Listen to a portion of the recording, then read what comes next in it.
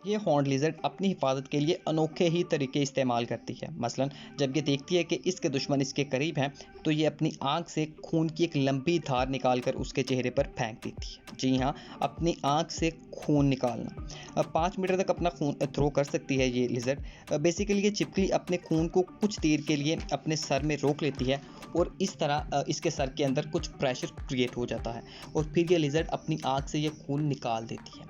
ये अलग बात है कि ऐसा करने से ये खुद को थोड़ा नुकसान तो पहुंचाती है, मगर ऐसा करने से ये अपने प्रीडेटर यानी कि अपने दुश्मन का ध्यान भटका देती है और इसका खून बाज़-औक़ात कुछ जहरीला भी साबित हो सकता है।